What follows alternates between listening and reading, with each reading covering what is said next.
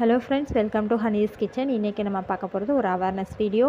வெயிலில் தவிக்கும் ஈரோடு, காரணம் என்ன? பின்னணியில் ஈரோடு மக்கள்.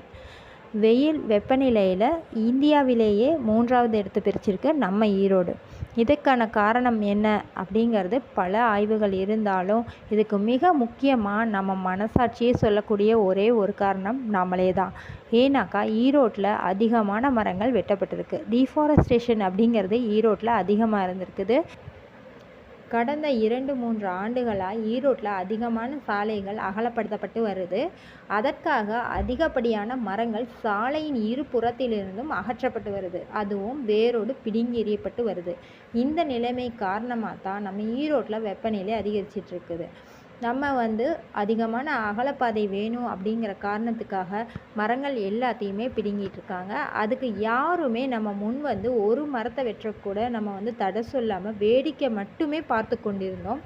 அந்த அவல நிலை காரணமாக தான், அந்த மரங்களின் சாபமாக தான் இந்த வெப்பநிலை உருவாயிருக்கு அப்படின்னு கூட சொல்லலாம்.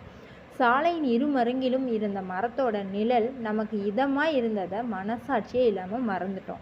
அலட்சியமாக நாம் செய்த செயல் நம் தலைமுறையை பாதிக்கும் என்ற குற்ற உணர்ச்சி கூட இல்லாமல் சூரியனையும் சூரிய ஒளியையும் வைத்து காமெடி வீடியோக்கள் போட்டுக்கொண்டிருக்கும் நமது சமூகம் எங்கே செல்கிறது? வாழ்வில் ஒரு மரத்தையாவது நட்டு வைத்து நமது தலைமுறைக்கு செழிப்பை ஏற்படுத்தி தர வேண்டும் என்ற எண்ணத்தை சொல்லித்தந்த நம் முன்னோர்களின் வார்த்தைகளை மறந்துவிட்டோம்.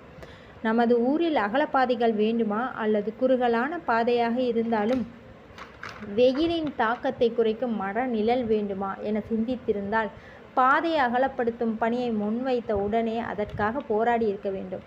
அந்த போராட்டத்தை செய்யாததே நம் தவறு.